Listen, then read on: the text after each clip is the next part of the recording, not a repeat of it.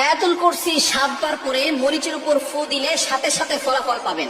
আয়াতুল কুরসি হচ্ছে পবিত্র কোরআনুল কারীমের ভিতরে সর্বশ্রেষ্ঠ আয়াত।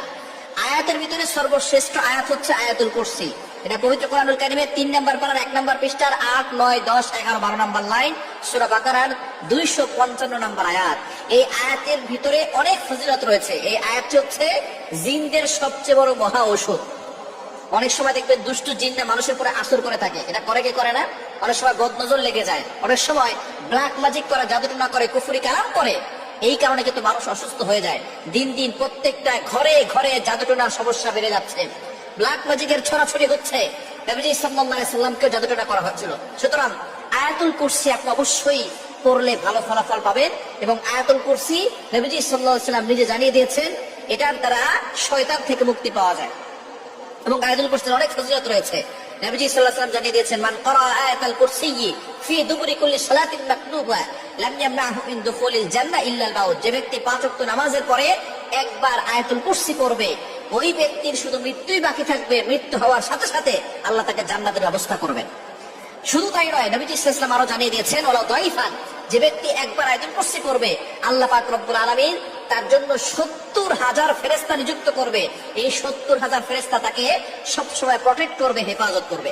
আপনি যখনই ঘর থেকে বের হবেন, আয়াতুল কুরসি করে বের হবেন, 70,000 ফেরেশতা আপনাকে প্রটেক্ট করবে, হেফাজত করবে।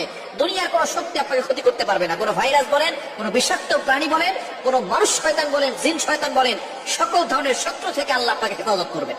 সুতরাং আয়াতুল কুরসির আমল আপনি করবেন। কিভাবে করবেন? আপনি আয়াতুল কুরসি প্রথমে ওযু করবেন, ওযু করে 3 বার দুরূদ শরীফ করবেন। আয়াতুল কুরসি 7 বার পরে একটা মরিচে ফু দিবেন। মরিচে ফু দেওয়ার পরে ওই মরিচটা আপনি একটু আগুনে পোড়ানোর পরে সেখান থেকে একটা ঘ্রাণ আসবে। এই ঘ্রাণটা যদি কাউকে জিনে ধরে অথবা কাউকে জাদু করা হয়, জিনে ধরার পরে ওই মরিচটা যদি তার নাকের সামনে নিয়ে যান, তাহলে দেখবেন একটু ঘ্রাণ দিলেই সেই জিন সেখান থেকে চলে যাবে, তাকে আর আসর করতে পারবে না। এবং যদি কারো বদনজর লেগে যায়, তার নাকের সামনে একটু ধরবেন, দেখবেন তার বদনজর দূর হয়ে যাবে। এবং আপনি অবশ্যই এই ধরনের সমস্যা হলে শরীর বন্ধ রাখার চেষ্টা করবেন। আয়াতুল কুরসি আর 4 কুল, সূরা কাফিরুন, সূরা ইখলাস, সূরা ফালাক, সূরা নাস, এই 4টা সূরা দিয়ে এবং আয়াতুল কুরসি পড়ে বুকে ফু দিবেন আর হাতে ফু দিয়ে পুরো শরীরে মাসাজ করবেন।